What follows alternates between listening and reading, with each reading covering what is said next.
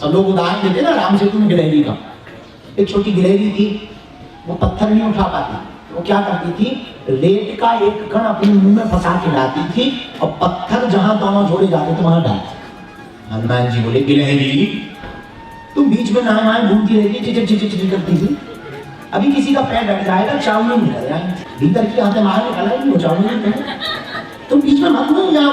गिलहरी बोली, चुप रहो, तुम अपना काम कर रहे हो, हम अपना काम कर। हनुमान जी बोले, अच्छा तुम कर क्या रही है? बोले, वाह तुम बड़े बड़े बंदर हो, बड़े बड़े पत्थर उठा रहे, मैं भी तो कुछ कर रही। अच्छा तू कर क्या रही बता? हनुमान जी बोले, क्या कर रही बता? गिलहरी बोली, महाराज तुम बहुत बड़े आर्किटेक्ट तो हो और बुद्धि तो है दो कौन।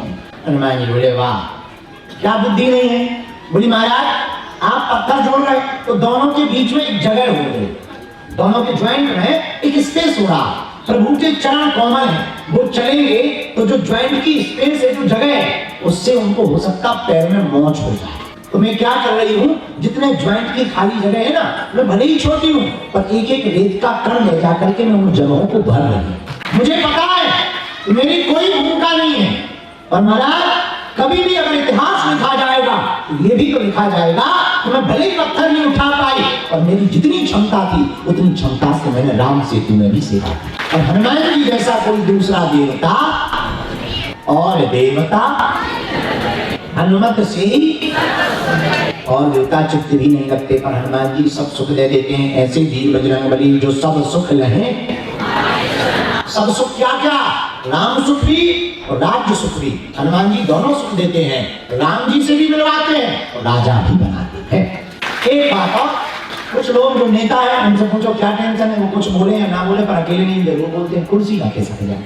अमीरों से मिलो क्या दिक्कत है, वो कुछ सबके सामने बोले या अकेले नहीं लेंगे, गरीब ना हो जाए। जो नौकरी में है उनकी क्या टेंशन है, नौकरी ना मिट जाए, चिंता सबको है। पर हम एक बात बोले, जो भी आध्यात्मिक व्यक्ति हनुमान जी का भजनानंदी होगा उसको चिंता करने की आवश्यकता नहीं, क्योंकि तुम रक्षक काहू को डरना, तुम रक्षक काहू को, इसलिए हनुमान जी रक्षा भी करेंगे। पर रक्षा का मतलब ये नहीं है कि अब तुमने कहा कि अब हनुमान जी रक्षा करेंगे, अब हमें क्या लेना देना सिक्योरिटी गार्ड हटाएंगे। रक्षा हनुमान जी तब करेंगे जब तुम्हारी ताकत शून्य हो जाएगी, तब बजरंगबली रक्षा करेंगे। बोलो सीताराम।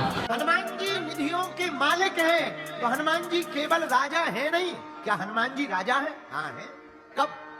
राम जी जाने लगे, हनुमान तुम भी हमारे साथ चलो। कहां? अब लीला पूरी हो गई है, रावण मर गया, 11,000 वर्ष व्यतीत हो गए राज्य के, अब चलो। कहां? साकेत लोग चलना है, हमारे धाम चलो। हनुमान जी ने चरण पकड़ लिए, सरकार आपके धाम में क्या हमें कथा सुनने को मिलेगी? राम जी बोले, वहां तो हम ही हैं, हमारी कथा कहां से मिलेगी, हम ही मिलेंगे, और हम मिलेंगे तो कथा की क्या जरूरत है? हनुमान जी बोले, फिर टिकट कैंसिल, हम यहीं रहेंगे। जब वहां आपकी कथा नहीं मिलनी है तो हम क्या करेंगे? यहां रहोगे तो क्या करोगे? राम जी ने पूछा। हनुमान जी बोले, सरकार हम यहां रहेंगे तो कथा भी मिलेगी, और जब जब कथा मिलेगी तो आप भी उस कथा में आएंगे तो आपके भी दर्शन हो जाएंगे। राम जी बोले, जा तो हम रहिए, कोई वरदान मांगोगे? हनुमान जी बोले, एक वरदान चाहिए। बोले क्या?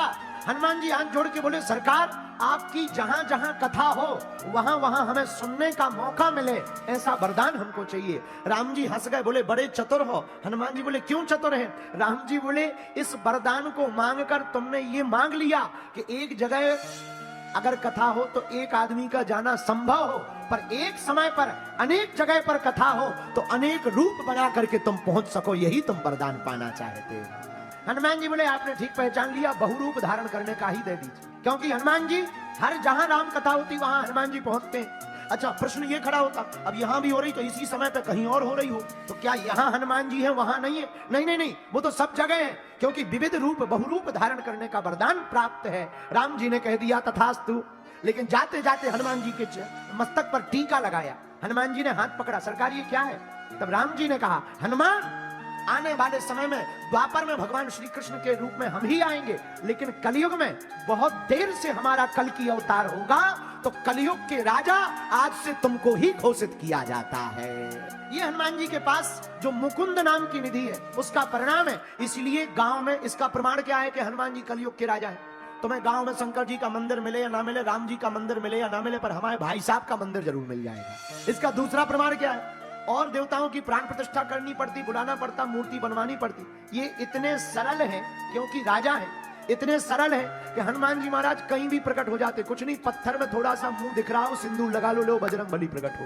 पेड़े की नोक होती, उसको क्या कहते हैं, नोक, थोड़ी सी मुंह बनी हुई दिखाई देवे, उसमें सिंदूर पोत दो, भैया क्या है, हनुमान जी प्रकट हो गए। इतने सरल है हनुमान जी महाराज, इसलिए सर्वत्र हनुमान जी को पूजा जाता है, क्योंकि ये कलयुग के राजा है। लेकिन मुकुंद निधि कहती राज्य सुख मिलता, केवल राज सुख है नहीं हनुमान जी के पास, राज सुख देने की क्षमता भी वीर बजरंग बली के पास में है। मुकुंद नाम की निधि जिसके पास होगी चौथी निधि, वो स्वयं भी राजा बनेगा और दूसरों को भी राजा बनाने की क्षमता रखेगा। बोलो जय बजरंग बली। हनुमान जी वापस आए तो बाल्यकाल से ही बड़े चंचल, माता जी ने आज्ञा दी, बेटा तुम कहीं जाकर के काम धाम देख लो। हनुमान जी बोले हम क्या करें। तब श्री केसरी जी यानी हनुमान जी के पिताजी ने कहा हमारी मित्रता है बाली और सुग्रीव दोनों से, कुछ दिन वहां रह करके कुछ सीखो, कुछ बनो। तो हनुमान जी को गुरु जी की बात याद आ गई। पिताजी को कहा कि हमको सुग्रीव जी के यहाँ रहना है। तो श्री हनुमान जी के पिताजी केसरी जी ने सुग्रीव जी से चर्चा की कि हम अपने बालक को आपके यहाँ सेवा में रखवाना चाहते हैं। हनुमान जी महाराज सुग्रीव जी के यहाँ पर सेवा में रह गए और सेवा में बन क्या गए, सुग्रीव जी ने हनुमान जी को मंत्री बना लिया। बाली और सुग्रीव दोनों साथ ही रहते थे, लेकिन एक घटना घट गई। मैं दानव नाम का दानव आया, बाली को ललकारने लगा। बाली पीछे पीछे गुफा में उसको पीटने के लिए, मारने के लिए चले गए, लेकिन वह दानव बड़ा मायावी था।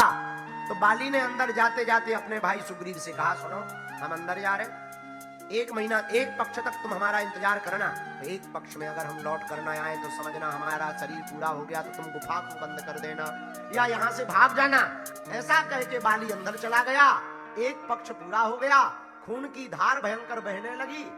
सुग्रीव को लगा हमारा भाई का शरीर पूरा हो गया, सो गुफा के दरवाजे पर बड़ा सा पत्थर रख दिया और स्वयं राजा बन के बैठ गया। परंतु वो राक्षस तो बड़ा मायावी था, बाली मरा नहीं था, मैं दानव मरा हुआ था। जब बाली ने दरवाजे पर आकर देखा, बहुत दिनों से भूखा था बाली, और दरवाजे पर पत्थर देखा तो बड़ा क्रोधित हुआ। जैसे तैसे करके पत्थर को हटा करके आया और सुग्रीव से नाराज हो गया और पीटने के लिए दौड़ पड़ा। और बाली को ये वरदान था कि जो भी उसके सामने जाएगा उसका आधा बल बाली में आ जाएगा। अब सुग्रीव जी मरने से बचने के लिए भागे, हनुमान जी को साथ में ले लिया कि तुम हमारी रक्षा करो। तो ऋष्यमुख पर्वत पर बाली को आने में श्राप था, तो ऋष्यमुख के पर्वत के ऊपर सुग्रीव जी रहने लगे और साथ में हनुमान जी रक्षा में रहने लगे।